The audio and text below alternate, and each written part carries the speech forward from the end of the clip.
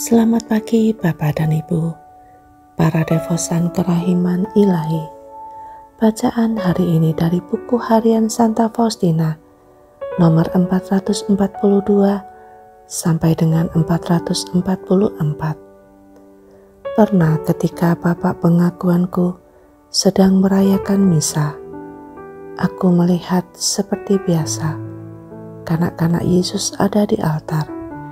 Sejak saat persiapan persembahan, tetapi ketika sesaat sebelum hosti diangkat, imam itu menghilang dari pandanganku, dan hanya Yesus sendiri yang tinggal.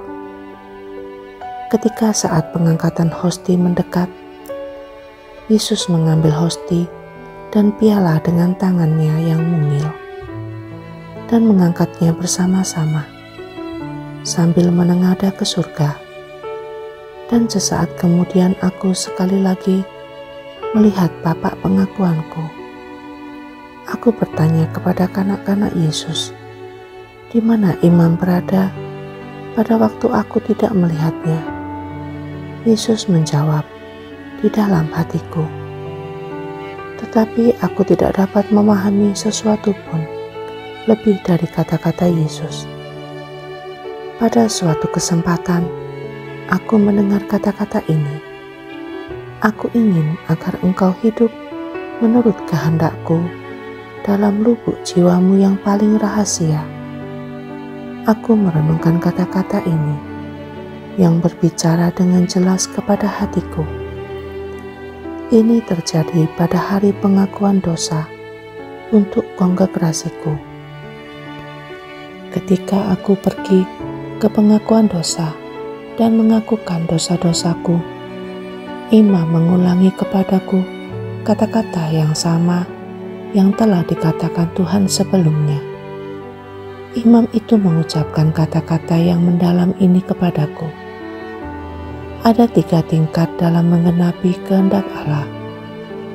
Tingkat yang pertama, jiwa melaksanakan semua peraturan dan statuta yang menyangkut kepatuhan lahiriah. Tingkat yang kedua, jiwa menerima ilham-ilham batin dan melaksanakannya dengan setia.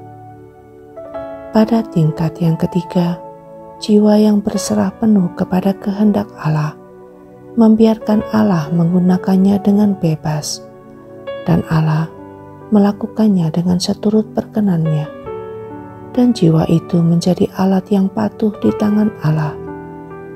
Dan imam itu berkata bahwa aku berada pada tingkat kedua dalam memenuhi kehendak Allah, dan bahwa aku belum mencapai tingkat yang ketiga, tetapi aku harus berusaha untuk mencapainya. Kata-kata ini menembus hatiku.